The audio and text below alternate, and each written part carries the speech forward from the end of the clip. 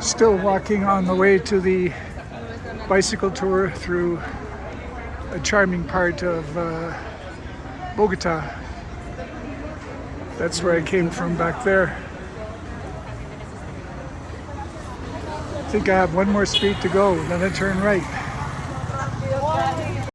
One of the first stops of our organized bike trip of Bogota was Plaza Bolivar, much to my delight. This is my favorite place. No, that's not true. How quickly I forget. My favorite place is Calle Embudo from vlog number 8, the previous vlog.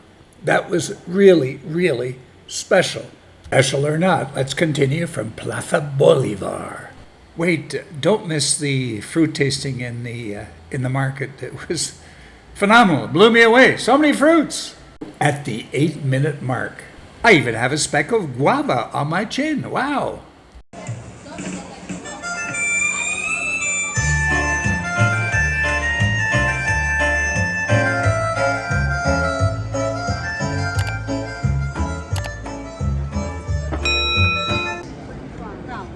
Laureles. Laureles. Yeah, it's like Julius Caesar. Yes, yeah, Julius Caesar. It's an homage Lots of stories to that nobody that will candidate remember. assassinate in this sidewalking. Plaza Bolivar Rafael from a different angle. Libre, candidate, presidencial candidate. Just right there is the Senate building, and just peeking out before I hit the pole is the presidential palace. In 74, they stole the Bolivar fort, and they become not communist, socialist. In 1990, they signed the peace with the government, they stopped the war, and they become a legal party. And the actual president was in that period. And it wasn't long before we moved on to the Calle Siete, or La Séptima, which I highlighted in vlog number 7. The white hat. Es indígena con the Sierra Nevada de Santa Marta.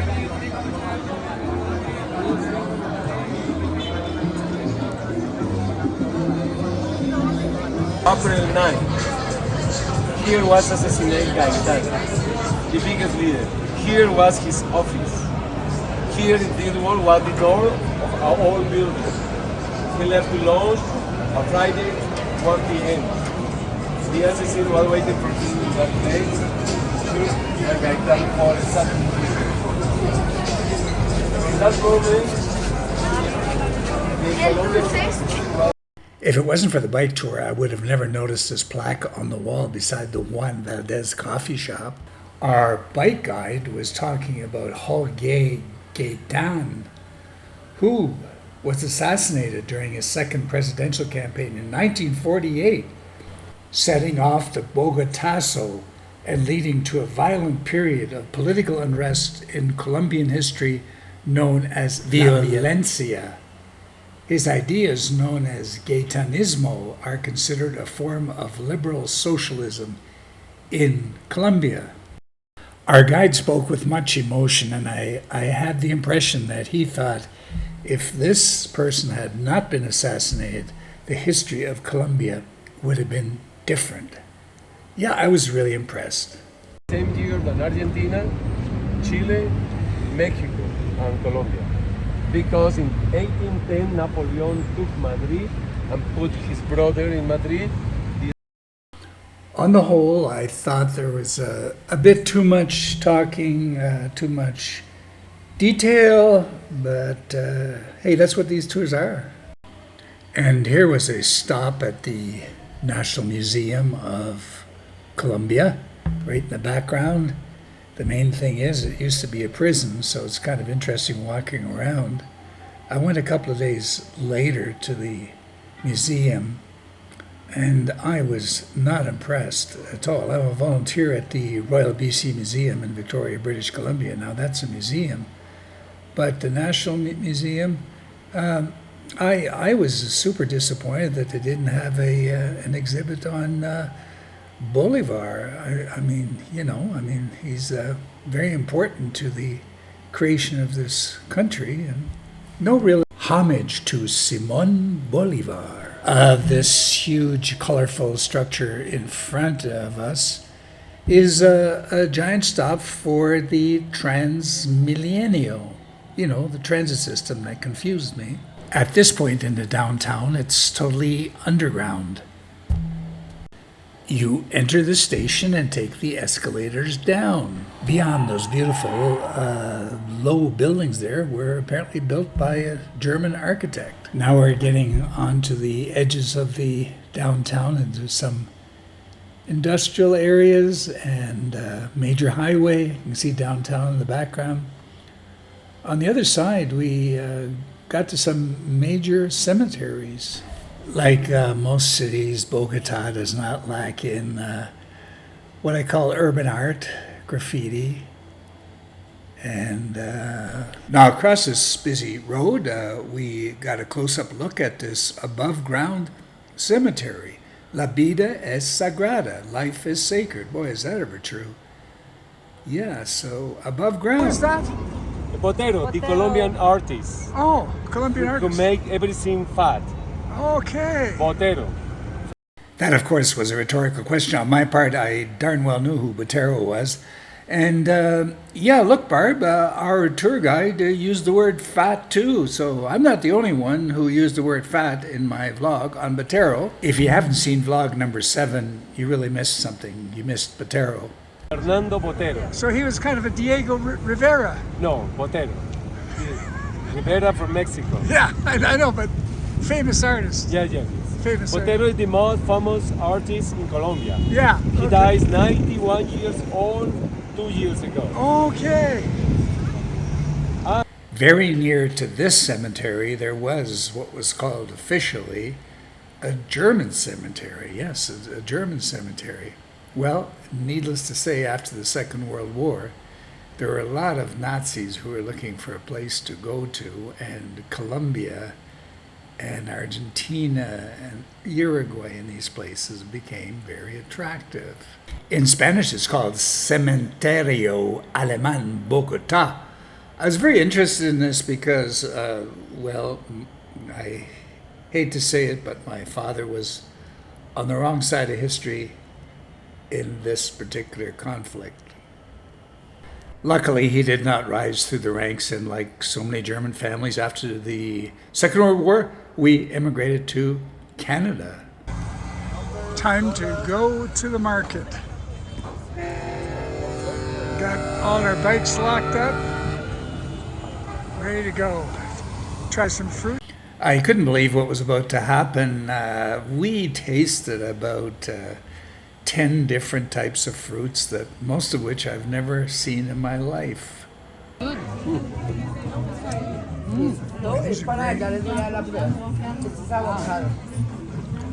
Dragon fruit. The pink don't taste nothing. This is sweet. Dragon fruit. Pitaya. Italian. Pitaya. That's good. We have the pink in our kibbutz. It's only for decoration. It's not tasty. No, not tasting. This is Looks like it's not More good. incredible fruit that I've never tasted.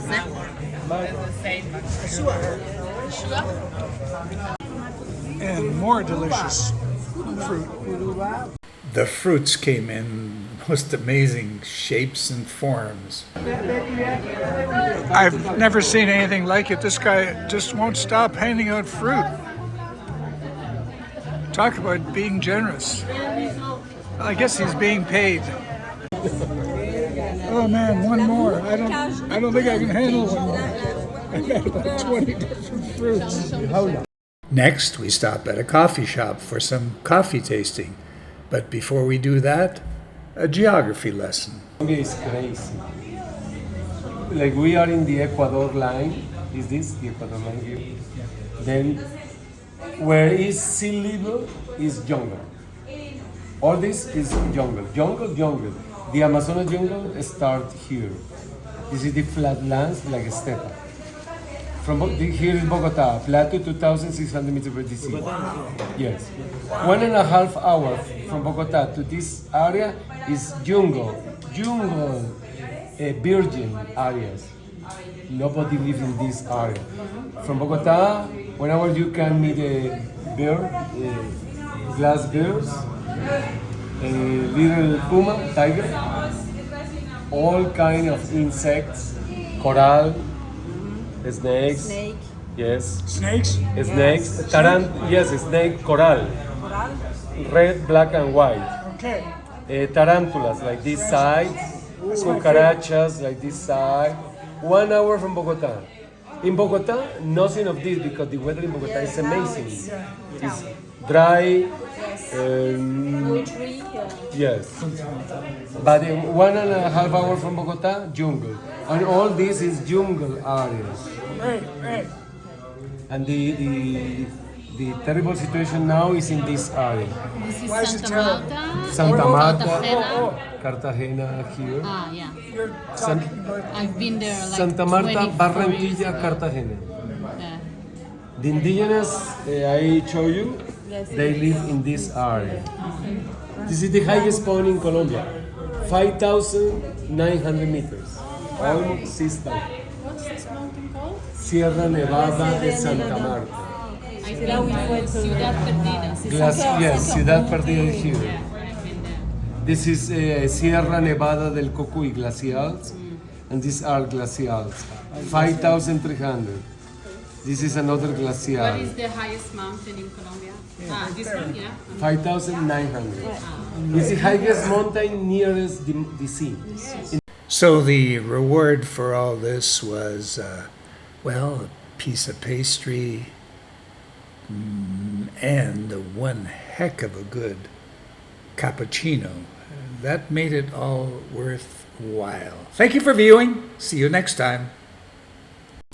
Don't forget the daily shorts that I'm now putting out. I'm not in Bogota anymore. I'm in Medellin, moving on to Cartagena.